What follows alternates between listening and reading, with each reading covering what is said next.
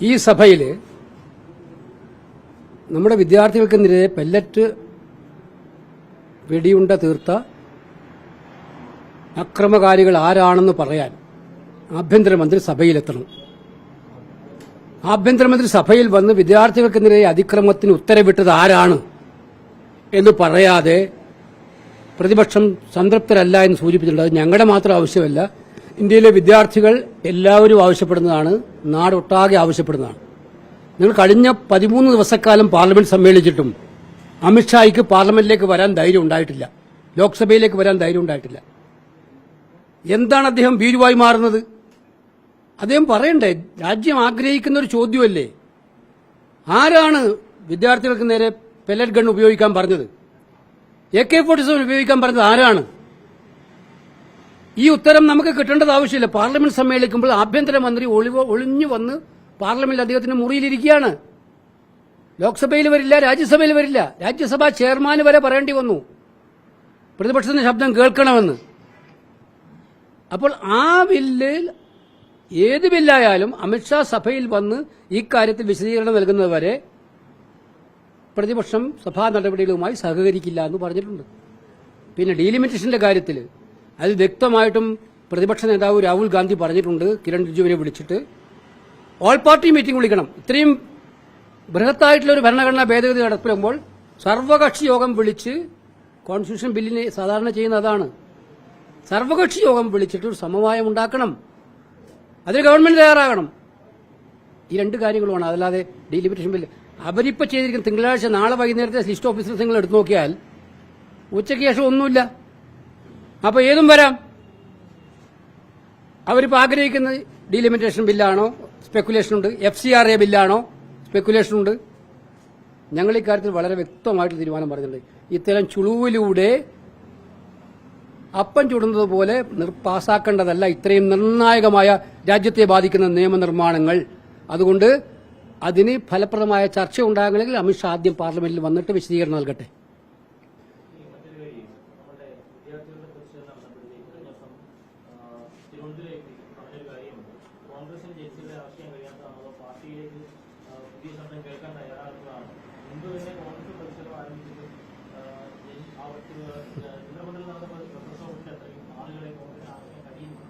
ആര് പറഞ്ഞു?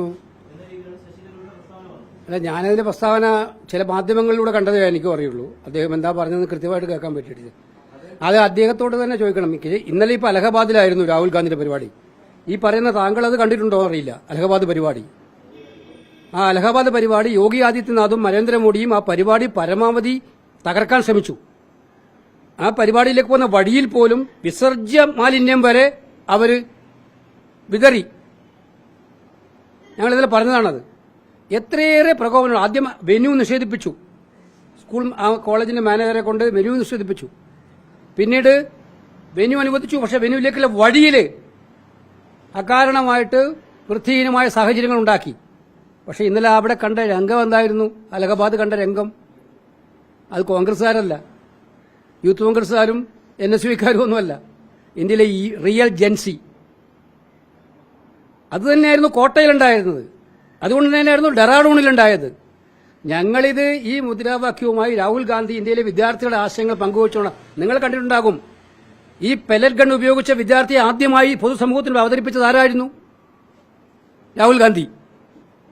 കഴിഞ്ഞ ദിവസം വിദ്യാർത്ഥിനികളെ തല്ലിയ വിദ്യാർത്ഥിനികളെ ആൺ പോലീസുകാർ തല്ലിയ വിദ്യാർത്ഥികൾ അവതരിപ്പിച്ചത് ആരായിരുന്നു? രാഹുൽ ഗാന്ധി. ആ സമരത്തിൽ പങ്കെടുത്ത വിദ്യാർത്ഥികളുടെ ഐക്യദാർഢ്യം പ്രഖ്യാപിച്ചിട്ടാണ് നാളിതുവരെ ഇന്ത്യ കണ്ടിട്ടില്ലാത്തവണ്ണം പ്രൈം മിനിസ്റ്ററുടെ വസതിക്ക് മുന്നിലേക്ക് പ്രതിപക്ഷ നേതാവും ഞങ്ങളെല്ലാം പോയത്. രാജ്യം തന്നെ ശ്രദ്ധയോടെ നോക്കിക്കണ്ട ഏറ്റവും വലിയ സമരമാർഗമായിരുന്നു അത്. ജൻസിക്ക് വേണ്ടിയിട്ടായിരുന്നു. അപ്പൊ ഇതൊന്നും കാണാൻ എന്തുകൊണ്ട് അദ്ദേഹം തയ്യാറാവുന്നില്ല എന്നത് അദ്ദേഹത്തിനോടൊന്ന് ചോദിക്കണം. പിന്നെ എപ്പോഴും നമ്മളൊരു കാര്യം, കോൺഗ്രസ്സുകാർ പാർട്ടി ചട്ടക്കൂടിൽ അക്ഷരത്തിൽ നിൽക്കുന്നില്ലെങ്കിലും BJPക്ക് സൂഹിക്കുന്ന മാത്രം വർത്തമാനം പറയുന്നതിൽ നിന്ന് ഒഴിഞ്ഞു മാറാൻ ശ്രദ്ധിക്കണം നമ്മൾ. അത്രേ ഉള്ളൂ. BJPക്ക് സൂഹിക്കും രാഹുൽ ഗാന്ധിയെ 2 കുറ്റം പറഞ്ഞാൽ, രാഹുൽ ഗാന്ധിയെക്കുറിച്ച് 2 മോശം പറഞ്ഞാൽ അവർക്ക് ഏറ്റവും സന്തോഷമുള്ള കാര്യമായിരിക്കും. അതിൽ നിന്നും നമ്മളെല്ലാവരും അങ്ങനെ അറിഞ്ഞോ അറിയാതെയോ, അറിഞ്ഞ് അദ്ദേഹം പറയുമെന്ന് ഞാൻ വിശ്വസിക്കുന്നില്ല, അറിഞ്ഞ അദ്ദേഹം പറയാൻ സാധ്യതയുമില്ല, അറിഞ്ഞോ അറിയാതെയോ അത്രയും കാലം പറയാതിരിക്കാൻ ശ്രദ്ധിക്കണം. ഇത്രയാണ് എനിക്ക് അക്കാര്യത്തെക്കുറിച്ച് പറയാനുള്ളത്.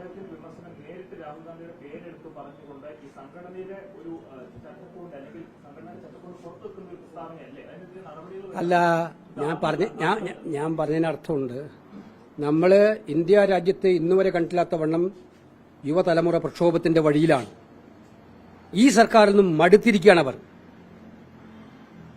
ആ വിദ്യാർത്ഥികളുടെ പ്രക്ഷോഭം ഏറ്റെടുത്തുകൊണ്ടാണ് ഏറ്റവും ശക്തവും ഏറ്റവും സുസജ്ജവുമായിട്ടുള്ള സമരപരിപാടികളുമായിട്ട് രാഹുൽ ഗാന്ധി കോൺഗ്രസ് മുന്നോട്ട് പോയിക്കൊണ്ടിരിക്കുന്നത്. ഇനി എവിടെ മാത്രമല്ല, ഇത് മൂന്ന് മാത്രമല്ല, ഇനി ഇന്ത്യയിലൊട്ടാകെ അദ്ദേഹം വിദ്യാർത്ഥികളുമായി സംവേദിക്കുന്ന പരിപാടിയാണ്. അദ്ദേഹം മറ്റൊരു കാര്യം പറഞ്ഞു, വിദ്യാർത്ഥികൾക്ക് എന്ത് ചോദ്യവും എന്നോട് ചോദിക്കാം.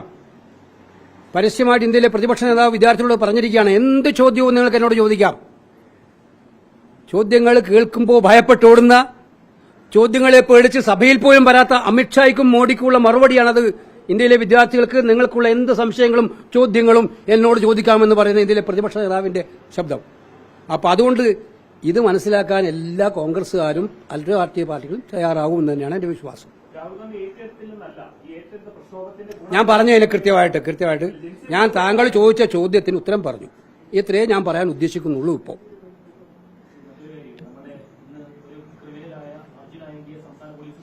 അതിനിടയ്ക്ക് ഒരു കാര്യം കൂടി ഞാൻ പറയാനുണ്ട്. ഈ 2-3 ദിവസത്തിനുള്ളിൽ FCRA ബില്ല് തട്ടിക്കൂട്ടി കൊണ്ടുവരാമെന്ന് വിചാരിച്ചാൽ ആ പൂതി മനസ്സിലിരിക്കത്തേ ഉള്ളൂ എന്ന് കേന്ദ്ര സർക്കാർ മനസ്സിലാക്കിക്കൊള്ളു. ഈ നാട്ടിലെ ന്യൂനപക്ഷങ്ങളെ ടാർഗറ്റ് ചെയ്തുകൊണ്ടും അതുപോലെ തന്നെ NGOകളെ, മാന്യമായി പ്രവർത്തിക്കുന്ന NGOകളെ ടാർഗറ്റ് ചെയ്തുകൊണ്ടും FCRA ബില്ല് കൊണ്ടുവന്ന് നിയമം പാസ്സാക്കി. അമിത്ഷാ ഇന്നലെ കഴിഞ്ഞ ദിവസം കിരൺ റിജിജു പറഞ്ഞത് നിങ്ങൾ ശ്രദ്ധിച്ചിട്ടുണ്ടോ എന്ന് എനിക്കറിയില്ല. കിരൺ റിജിജു പറഞ്ഞത് സമയമാകുമ്പോൾ അമിത്ഷാ വരും, അത് നിങ്ങളല്ല പറയേണ്ടത്. ഇന്ത്യയിലെ വിദ്യാർത്ഥികൾ ചോദിക്കുന്ന ഈ മർമ്മപ്രധാനമായ ചോദ്യം, അവരുടെ നേരെ പെല്ലറ്റ് ഗണ്ണും ലാത്തിച്ചാർജും ടിയർ ഗ്യാസിലും വെച്ച് മർദ്ദിക്കാൻ ഉത്തരവിട്ടത് ആരാണ് എന്ന ചോദ്യത്തിന് ഉത്തരം പറയാൻ അമിത്ഷാ വരില്ല. പിന്നെ അമിത്ഷായ്ക്ക് തോന്നുന്ന കാര്യത്തിൽ വരും. അദ്ദേഹത്തിന് തോന്നുന്ന കാര്യം ഇന്നലെ ലോക്സഭയിൽ കഴിഞ്ഞ ദിവസം കോറിഡോർ എന്ന് പറയുന്നത് എന്താ വെച്ചാൽ FCRA ബില്ല് അവതരിപ്പിക്കും, അമിത്ഷാ വരും എന്നാണ്. അമിത്ഷാ പൂതിയുമായിട്ട് മനസ്സിൽ വെച്ചാൽ മതി.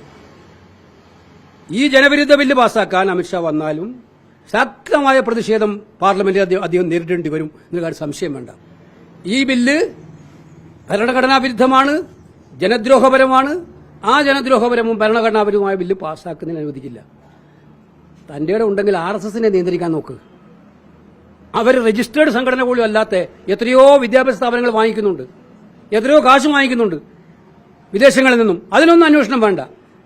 രജിസ്റ്റേർഡ് ആയിട്ടുള്ള നിയമപ്രകാരമുള്ള സംഘടനകൾക്ക് FCRA അനുസരിച്ച് പണം കിട്ടുമ്പോൾ അതിനെ നിയന്ത്രിക്കാനും വേണ്ടി വന്നാൽ ആ സ്ഥാപനങ്ങൾ ഏറ്റെടുക്കാനും വരെ അധികാരം നൽകുന്ന ഈ കരി നിയമം ഒരു കാരണവശാലും അനുവദിക്കില്ല. ഞങ്ങൾ അനുവദിക്കില്ല. ആ പൂതി സമ്മേളനത്തിൽ പാസ്സാക്കാൻ നടക്കില്ല. ഇതിലാണ് എനിക്ക് പറയാം. ഓക്കെ,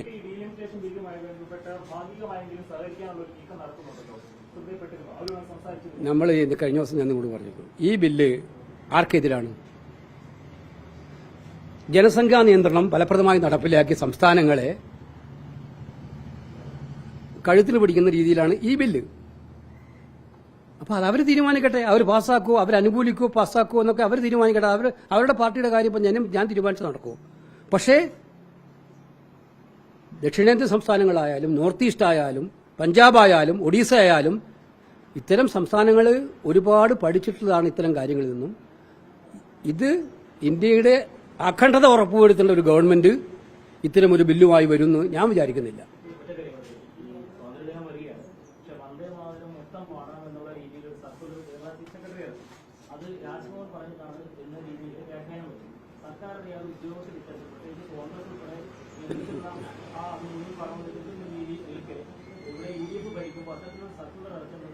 അല്ല, അത് ചീഫ് സെക്രട്ടറി ഏത് സാഹചര്യത്തിൽ ഇറക്കിയതെന്ന് എനിക്കറിയില്ല. അപ്പം അത്തരം ധൃതി പിടിച്ചിട്ട് എന്തുകൊണ്ട് ഉദ്യോഗസ്ഥന്മാർ ഇത്തരം കാര്യങ്ങൾ ചെയ്യുന്നുള്ളത് ഗവൺമെന്റ് പരിശോധിക്കും. എന്തെങ്കിലും ഉണ്ടെങ്കിൽ ഞാൻ ഗവൺമെന്റിനോട് സംസാരിക്കും. ഇത്തരം കാര്യങ്ങൾ എന്റെ ഗവൺമെന്റാണ്, നമ്മുടെ പാർട്ടി ഭരിക്കുന്ന ഗവൺമെന്റാണ്. ഗവൺമെന്റിന്റെ ഭാഗത്ത് ഇത്തരം കാര്യങ്ങളിൽ എവിടെയെങ്കിലും ഉദ്യോഗസ്ഥന്മാരുടെ ഭാഗത്ത് പാകപ്പിഴയുണ്ടായാൽ അത് സർക്കാരിന്റെ മുന്നിൽ ചൂണ്ടിക്കാണിച്ച് തിരുത്തിക്കുക എന്നുള്ളതാണ് നമ്മുടെയൊക്കെ ശ്രമം. അതുകൊണ്ട് അത് പരസ്യമായിട്ട് ഞാൻ പറയുന്ന ആഗ്രഹിക്കുന്നില്ല. അത്തരം കാര്യങ്ങൾ ഗവൺമെന്റിന്റെ മുന്നിൽ ശ്രദ്ധയെ കൊണ്ടുവന്നിട്ടുണ്ട് ഓൾറെഡി. പ്രക്ഷോഭത്തിൽ പങ്കെടുത്ത സ്ത്രീകളെ ബലാത്സംഗം ചെയ്യണമെന്നൊക്കെ പറഞ്ഞ ഒരു RSS സൈദ്ധാന്തികനുണ്ടല്ലോ, അയാൾക്കെതിരെ എന്തുകൊണ്ടാണ് കോൺഗ്രസ് സർക്കാർ നടപടി സ്വീകരിക്കുക? അല്ല, നടപടി സ്വീകരിച്ചില്ല. FIR ഇട്ടില്ലേ? FIR ഇട്ടു. കൂടുതൽ നടപടികൾ അറസ്റ്റിലേക്കൊന്നും പോകുന്നില്ല. അത് അല്ല, എനിക്ക് ഒന്നും നടപടി എടുക്കാൻ ഒരു FIR ഇടുക എന്ന് പറഞ്ഞാൽ പരിശോധന നടക്കാനുള്ളതാണ്. ഇത് അവർക്ക് RSSനൊക്കെ തന്നെ വിചാരം എന്ന് വെച്ചാൽ അവർ ഈ രാജ്യം മുഴുവൻ ലോകം മുഴുവൻ ഭരിക്കുന്നവരാണെന്നാണ്, എന്നും പറയാനാണ്. അത്തരം ആളുകളെ ഇപ്പം നിയന്ത്രിക്കാൻ കേരള പോലീസിന് കഴിയുമെന്നാണ് എന്റെ വിശ്വാസം. രാജ്ഭവനിൽ ടിപ്പുകൾ പ്രകാരമാണ് വന്ദേമാതരത്തിന് അനുമതി കൊടുക്കുന്നത്, അല്ലെങ്കിൽ അതിനുവേണ്ടി ഉള്ളൊരു ശുപാർശ ഉദ്യോഗസ്ഥർക്ക് ഉണ്ടായെന്നാണ് പറയുന്നത്. ഈ രാജ്ഭവൻ അതൊക്കെ നോക്കാനൊരു സർക്കാരുണ്ട് ഇവിടെ തന്നെ. ഏത് ഉദ്യോഗസ്ഥനായാലും അത്തരം കാര്യങ്ങൾ എവിടെയെങ്കിലും പാകപ്പഴുണ്ടെങ്കിൽ അത് നോക്കാനൊരു സർക്കാർ ഇവിടെ ഉണ്ട്. ഇത് പറയുമ്പോൾ ഇതിപ്പോ ഞാൻ ഇന്നലെ പിണറായി വിജയന്റെ പ്രസ്താവന കേട്ടു. ഗവർണറുടെ മുമ്പിൽ പോയിരുന്ന് എല്ലാ ദിവസവും രാവിലെ കവാത്ത് മറന്നുകൊണ്ട് വൈസ് ചാൻസലറാണ് നിയമനത്തിൽ ഒപ്പിട്ട് കൊടുക്കുകയും എല്ലാം അംഗീകരിക്കുകയും ചെയ്ത പിണറായിക്ക് ഇത് പറയാൻ എന്താ അധികാരമുള്ളത്? ഞങ്ങളേതെങ്കിലും ഉദ്യോഗസ്ഥന്മാർ എന്തെങ്കിലും പ്രയാസപ്പെട്ട് എന്തെങ്കിലും കാര്യത്തിൽ ചില കാര്യങ്ങളിൽ നമുക്ക് നിരക്കാത്ത കാര്യങ്ങൾ ചെയ്തിട്ടുണ്ടെങ്കിൽ അത് പരിശോധിക്കാൻ ഗവൺമെന്റ് പരിശോധിക്കും. ഞാൻ പറഞ്ഞത് അതുകൊണ്ട് ഞാൻ പത്രക്കാരോട് പറയാൻ ഉദ്ദേശിക്കുന്നില്ല. നമ്മുടെ വികാരങ്ങൾ അത് കൃത്യമായും പാർട്ടിയുടെ സമീപനം എന്താണെന്നത് ഗവൺമെന്റ് ബന്ധപ്പെട്ട ആളുകളുമായി സംസാരിക്കും.